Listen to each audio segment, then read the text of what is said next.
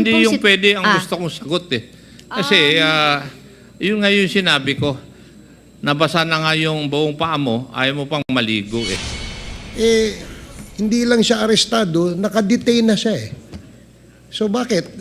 Ano yung, what was the logic behind that order? How about you, Colonel Grijaldo? Nabukulan ka rin? Question ng deponent dapat may direct knowledge. Wala siya dun sa kulungan. Paano, anong intel report na si pinagsasabi niyong deponent has dapat may direct knowledge? That you are not telling the truth.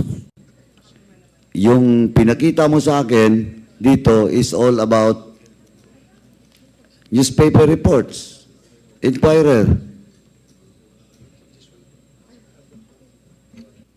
Mr. Chair, first, maaari pong nagkamali po ako sa pagkaintindi ko. Pasensya na po sa taga-AMLA. I apologize po, sir. Director ang nag-accomplish o nag-deliver. Paano ang paraan para siya ay nabibigyan ng reward? Pwedeng diretso yung PD sa kanya or may inassign po yung PD to communicate dun po sa tao niya. Pwede pong ganon. Depende po sa arrangement na gagawin po nila. Your Pwede Honor. rin hindi dadaan sa regional director? Yung PD? Pwede rin po yun, Mr. Hindi, Chair. tinatanong kita. Yung, May ganun hindi pong yung pwede ang gusto kong sagot eh. Kasi yun nga yung sinabi ko. Nabasa na nga yung buong paa mo, ayaw mo pang maligo eh. May ganun pong pangyayari po. Pwede po, depende po sa naging arrangement po ng officers sa ground sa kanya. Kasi ang arrangement is siya po nagde-decide eh.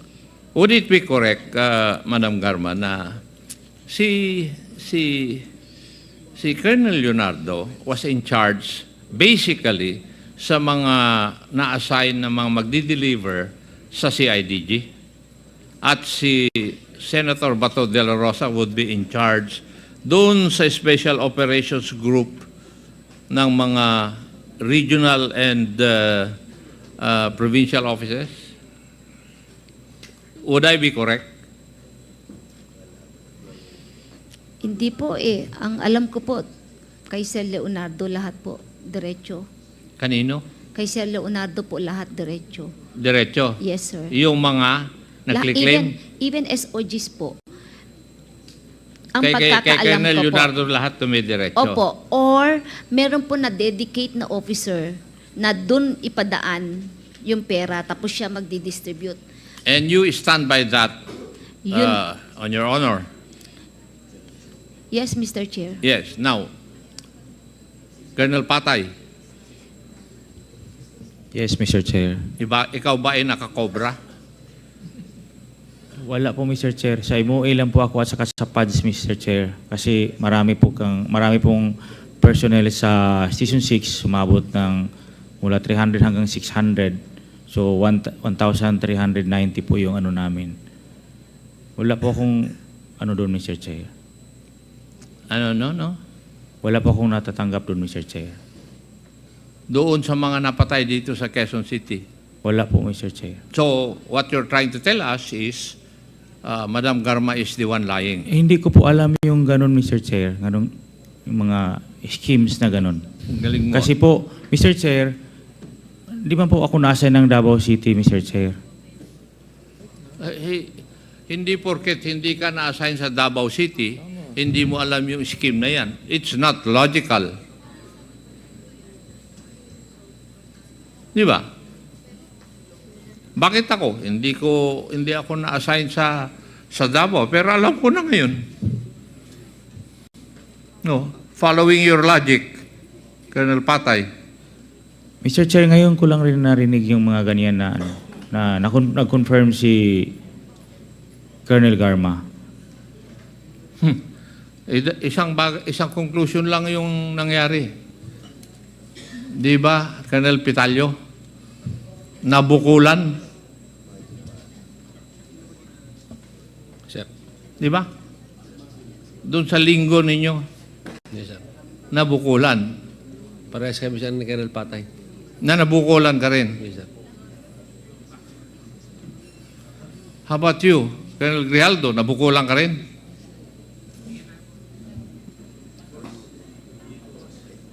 Hindi ko rin alam yung scheme na yun, Your Honor. Kasi kumakalat na sa inyong chat group eh. Huwag niyong aminin na kwan eh.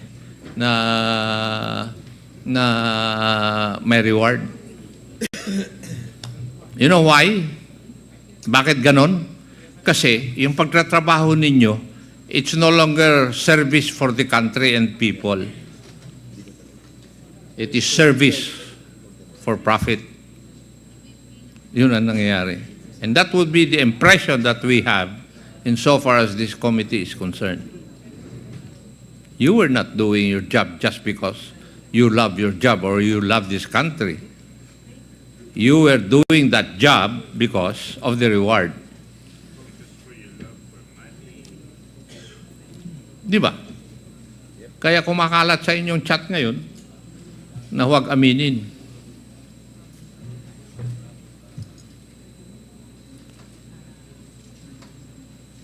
Pero mas naniniwala na ako ngayon kaysa sa inyo kay Madam Garma. Kasi at stake na yung buhay niya eh. Kayo, nandiyan pa kayo.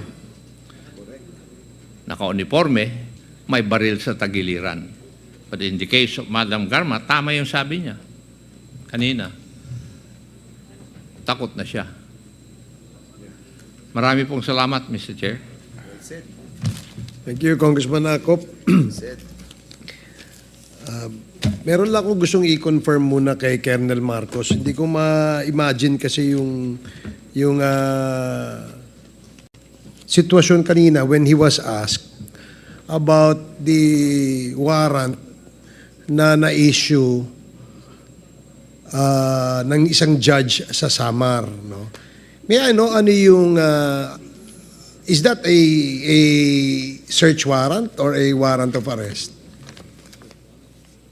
Search warrant po, Mr. Yun ang Chair. in-issue ni Judge. Opo. Search warrant. Search warrant po. And earlier, sinabi mo kasi, inutusan mo si SPO4 Laraga ba yun? Laraga? Police Major Laraga po. He was Police Yeah, Major din, sir. I heard you said kanina na you ordered Major Laraga to arrest. To arrest si Mayor Espinosa. Why would you make such an order? Hindi lang siya arestado, nakadetain na siya eh. So bakit? Ano yung, what was the logic behind that order?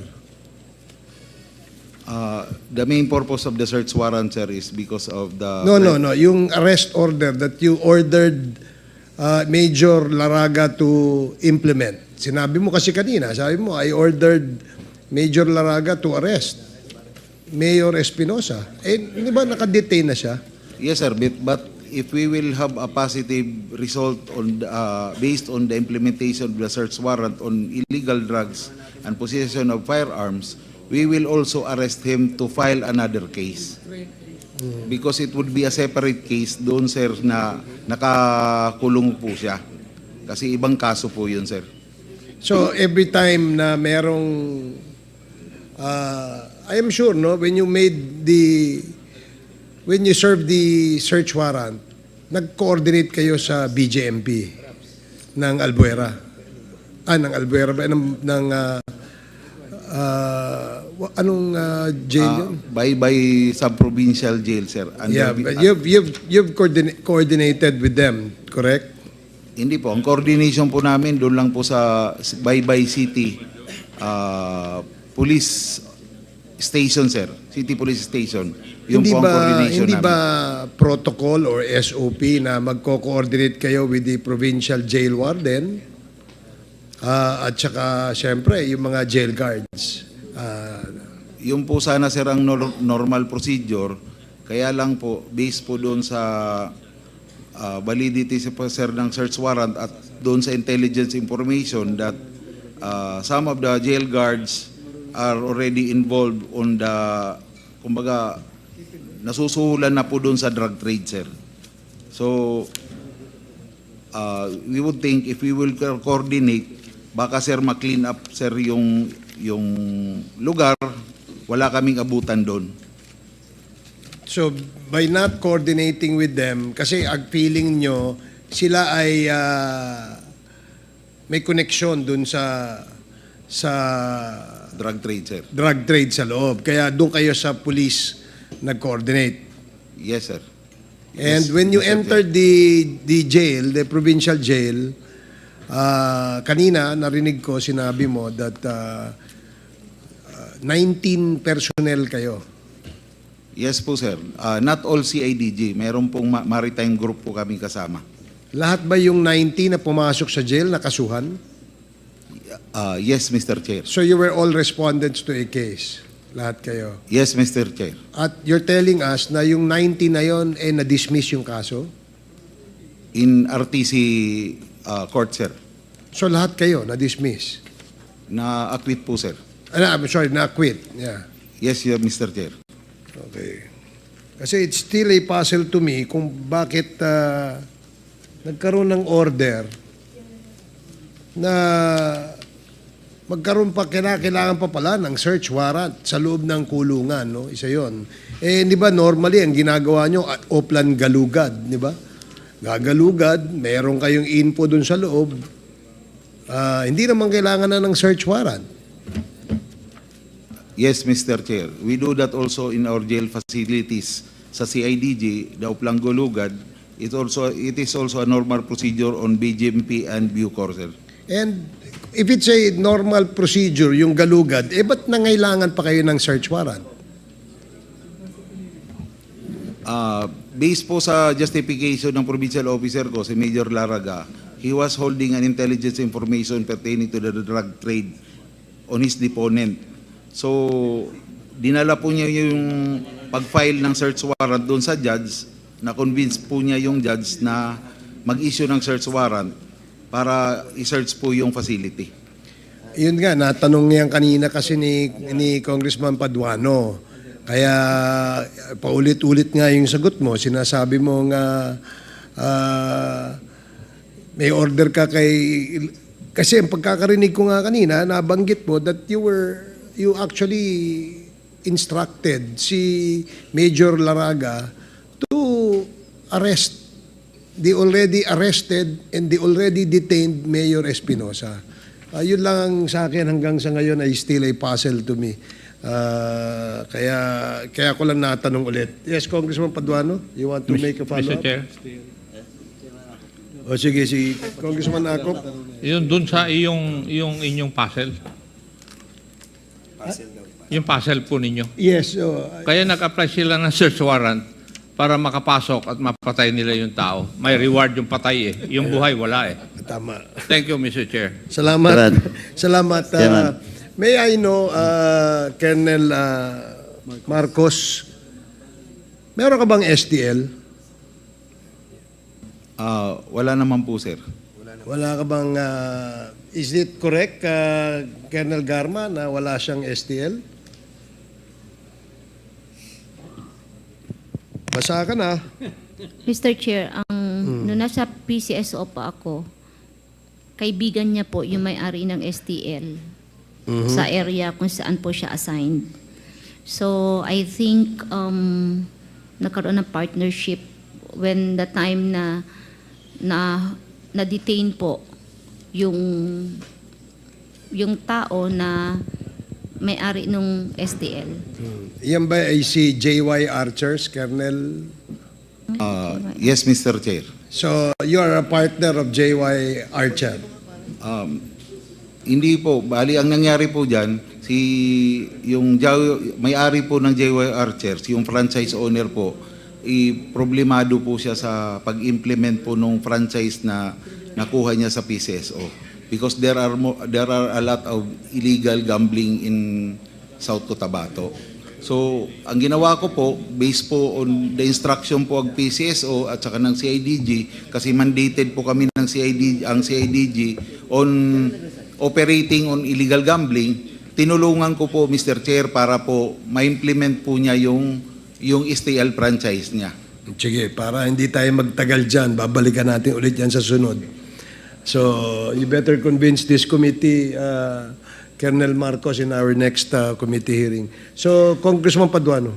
Chairman, just a rejoinder with regards to the issue being tackled just this afternoon doon kay Colonel Marcos. Colonel Marcos, kasi na-establish na yun, di ba? May jurisprudence na with regards to Supreme Court ruling, na walang compelling reason to apply for such warrants dun sa jail. Na-establish na yun. And second is question of deponent, no? Established na rin yun. Now, kaya nga, pinaimbitahan natin si Colonel Laragay in the next hearing at saka yung deponent nyo. Yung deponent mo na you mentioned doon sa tatlong search warrant, no, na in-applyan nyo doon sa kay Egay Alvarez, kay Mayor Espinosa at saka doon sa bahay. So para malinaw tayo doon, this will be a lesson to everyone na hindi pwede yun. At saka established na yun, question of deponent, dapat may direct knowledge. Wala siya doon sa kulungan. Paano, anong intel report na sa pinagsasabi niyong deponent has dapat may direct knowledge. Now, balikan ko lang po yung 5.1 billion ni Kerwin Espinosa as alleged by Colonel Marcos kanina po. Alam mo, Colonel Marcos, pinatawag ko talaga yung sinasabi mong tao from the AMLAC na nakausap mo. He's not a lawyer. Yung isa po lawyer, but a year ago, wala na po sa AMLA. Ngayon, nandito po, yung isang tao, nakausap mo rin si Mr. Art Bacoli. Mr. Art Bacoli, kindly take the seat. Para tapusin na natin to. Colonel Marcos. Yes, Mr. Chair. Now, Mr. Art Bacoli, are you still with the AMLA? Yes, Mr. Chair. I have not taken you out, please. Not yet, sir. Chairman, can we... Comsec, please administer his oath. Sir, please raise your right hand. Do you swear to tell the truth, the whole truth, and nothing but the truth in this public inquiry, so help you God? Yes, sir. Thank you. Okay, thank you, Mr. Chairman. Please, kindly state your name and your circumstances with the ALMA. I am Mr. Artemio Baculi, Financial Investigator of the Anti-Money Laundering Council, sir. Thank you. Have you met Colonel Marcos in Leyte? Yes, sir. When was that? September of 2016. Kita mo, Colonel Marcos, mas na-recall niya. Ikaw hindi mo matandaan yung kahit buwan mo lang at saka year. Now, during this afternoon's hearing, Colonel Marcos claimed that there is a 5.1 billion being freezed by AMLA with regards to the properties and cash of Kerwin Espinosa. And that data, as alleged by Colonel Marcos, came from the AMLA when you visited Leyte with Colonel Marcos. Is it correct? No, sir. No. The frozen amount did not reach billion, sir. Sorry. The total amount frozen did not reach billion, sir. Oh, Colonel Marcos. And it was also confirmed this afternoon when we asked the AMLA for the actual data. Maliit po yung kay Kerwin. And now, the person you have met in Leyte is telling this committee that you are not telling the truth. Yung pinakita mo sa akin dito is all about newspaper reports, Inquirer.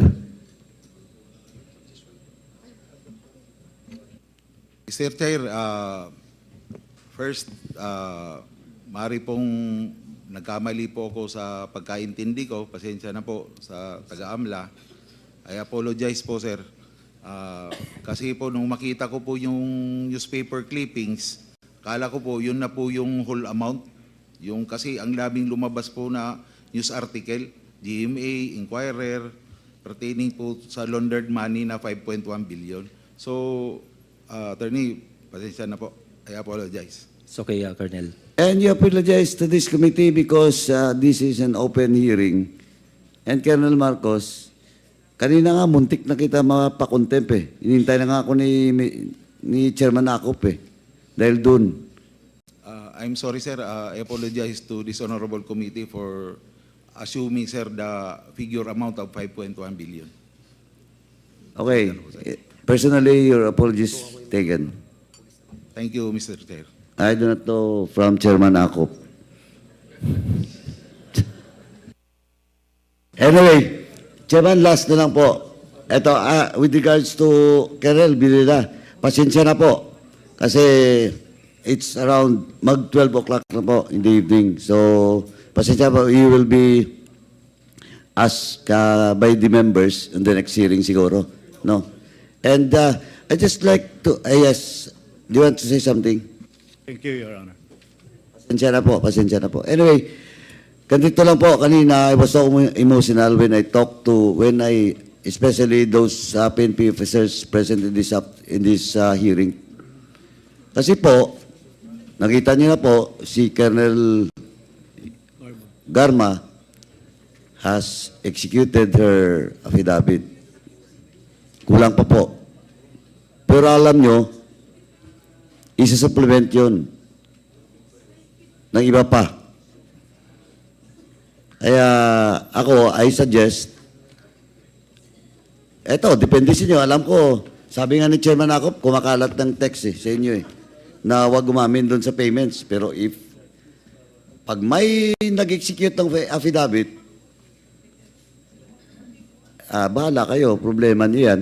Kasi as of now, may affidavit na kaming hawak. Kaya wala lang tayong time. Next hearing, ipapatawag namin lahat. Kasi kompleto na po kami doon. Kaya nga pati service record nyo, pinakuha ko na, kompleto na kami. Pati yung mga deaths and killings related to drugs. But of course, we need an official record from the PDEA. Pero mayroon na po kami. Kaya nga diretso ko sinabi kanina na except for Colonel Bilila, iba yung case niya.